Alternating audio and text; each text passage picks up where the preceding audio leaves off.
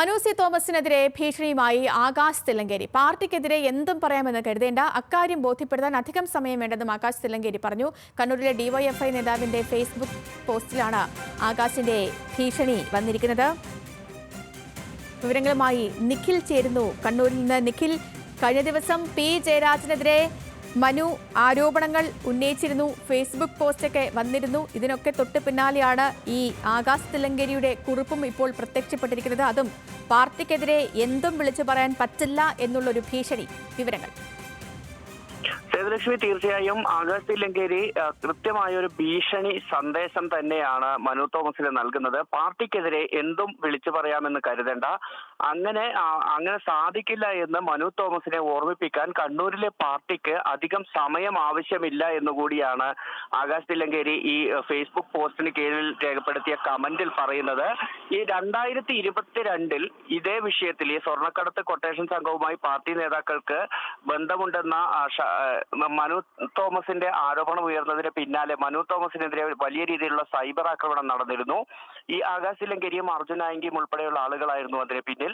അന്ന് മനു തോമസിന് പിന്തുണ അറിയിച്ച് കണ്ണൂരിലെ മറ്റൊരു ഡിവൈഎഫ്ഐ നേതാവ് പോസ്റ്റ് ചെയ്ത ഫേസ്ബുക്ക് പോസ്റ്റിലാണ് ഇപ്പോൾ ഇത്തരത്തിലൊരു കമന്റ് ആകാശ് തില്ലങ്കേരി രേഖപ്പെടുത്തിയിരിക്കുന്നത്. ആകാശിന്റെ ഈ കമന്റ് പ്രത്യക്ഷപ്പെട്ടതോടുകൂടി ഡിവൈഎഫ്ഐ നേതാവ് ആ പോസ്റ്റ് റിമൂവ് ചെയ്തിട്ടുണ്ട് നിലവിൽ.